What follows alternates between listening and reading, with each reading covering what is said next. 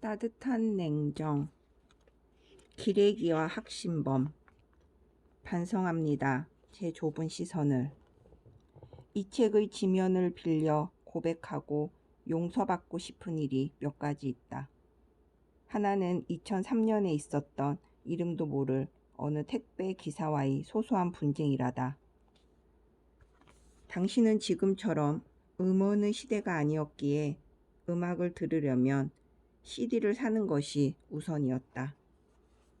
나도 종종 듣고 싶은 음반 몇 개를 묶어서 온라인으로 주문을 하고는 했는데 한 번은 그 택배가 분실되고 말았다. CD 4대장이 들었으니 가격으로 치면 한 5, 6만 원 정도 했던 것 같다. 택배가 도통 오지 않아 전화를 걸어 물었더니 이미 배송을 완료했다는 것이다. 택배기사는 물건을 놓고 갔다는데 나는 받지 못했으니 결국 배송 사고였다.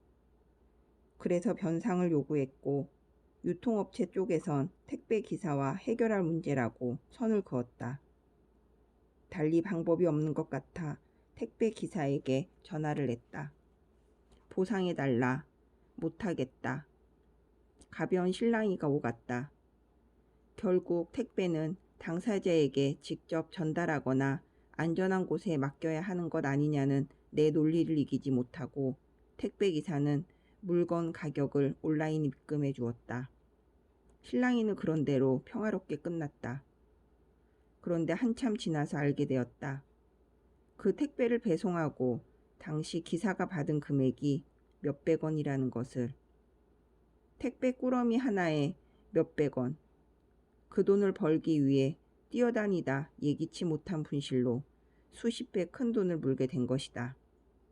생각해보니 미안했다. 그의 처우 문제가 내 잘못은 아니지만 결과적으로 내가 미안해졌다. 그런 문제를 소비자가 미안해해야 하는 것은 사실 아이러니다. 물건을 파는 유통업체와 택배를 운용하는 배송업체가 존재하고 그 기업들로부터 열악한 대우를 받는 택배 기사들의 현실이 얽혀 있다. 그러나 결과적으로 책임은 기사가 졌고 미안하게 된 건 소비자였다. 물론 전달을 잘못한 건 분명 그 기사의 실책이다. 그 사안만 떼어놓고 보면 책임 소재가 그에게 있는 것이 타당하다. 하지만 그의 처우를 사전에 알았더라면 굳이 그 돈을 받아내겠다고 실랑이 하지 않았을 텐데 하는 후회가 미안함으로 이어졌다. 그때만 해도 그런 택배기사의 처우가 공론화되기 전이었다. 택배시장은 사실상 태동기였고 기사들의 근로 조건이 나쁘다는 것도 아는 사람이 거의 없었다. 언론에 종사하는 나조차 그런 실태를 몰랐으니 말이다. 자책감 같은 게 더해졌다. 그리고 지금까지 잊히질 않는다. 어쩌면 사소해 보이기만 하는 그 일의 여운이 내게는 아직도 꽤 무겁게 이어진다. 그래서 한 번쯤 그 택배기사에게 꼭 사과하고 싶다. 죄송합니다. 진심으로 죄송했습니다. 반성하고픈 또 하나의 일은 그 비슷한 시기에 있었던 취재 관련 일하다.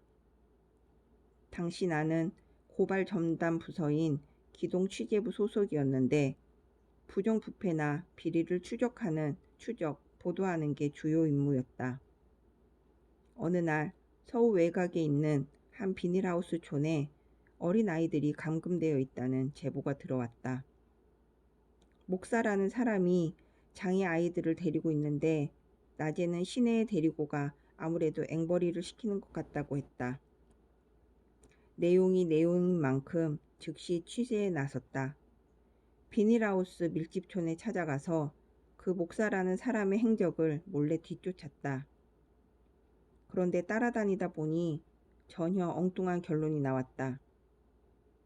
그는 나쁜 사람이 아니라 정말로 장애 아이들을 세심히 돌보는 사람이었다. 낮에 아이들을 승합차에 태우고 어딘가로 가는 것도 앵벌이가 아닌 각종 체험학습을 시키려는 것이었다.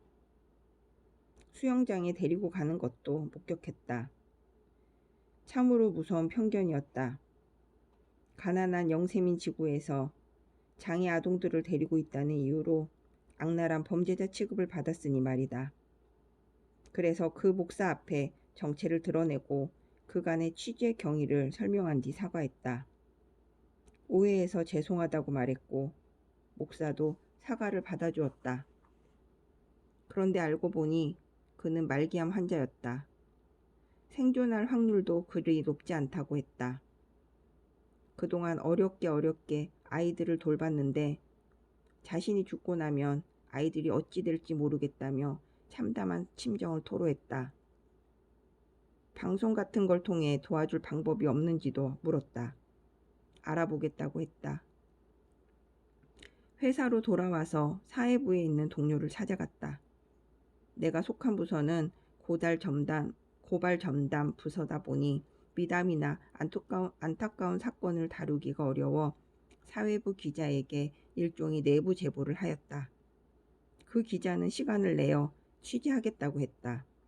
하지만 그게 끝이었다. 그는 끝내 비닐하우스촌에 가보지 않았고 사연은 전파를 타지 못했다. 나는 나대로 고발거리들에만 정신이 팔려 더 이상 그 사연을 신경 쓰지 못했다. 목사와 아이들은 그렇게 잊혔다. 지금 다시 기억난다. 회한에 가까운 심정으로 말이다. 그때 그 목사는 어떻게 되었을까? 아이들은 어떻게 되었을까? 비닐하우스 가건물로 가득했던 그곳은 이제 번듯한 아파트 단지가 되었다. 바로 강남 세곡지구다. 같은 강남구 안에도 그런 곳이 있었다. 타워팰리스가 지어지며 화제를 몰던 시절에 바로 근처에서는 그런 일들이 벌어지고 있었다. 그때 내가 조금만 더 신경을 썼더라면 어떻게라도 아이들을 도울 방법이 있지 않았을까? 하는 막연한 후회가 지금까지 따라붙는다.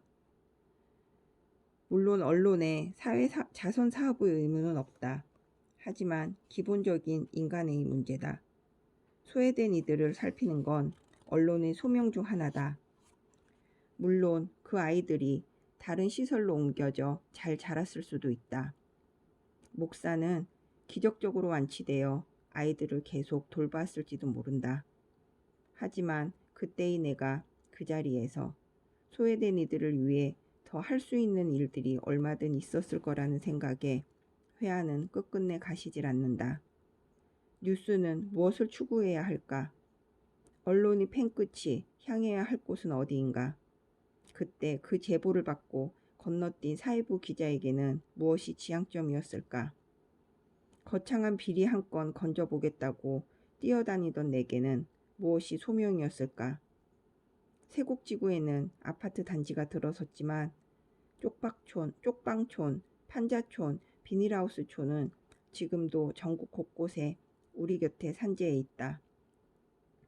어느 언론의 주목도 받지 못한 채 구석진 곳에 말이다.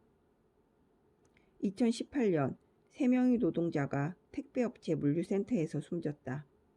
감전사도 있었고 과로사도 있었다. 트레일러에 치여 사망한 일도 있었다. 이는 택배 노조의 파업으로 이어졌다. 2003년 몇백 원이던 택배 기사들의 수수료는 지금도 달라진 게 없다. 16년이나 지났는데 아직도 그 수준에 머물러 있다. 택배 본사나 유통회사에 안정적으로 고용된 정규직 기사는 전체 5%에 불과하다고 알려져 있다.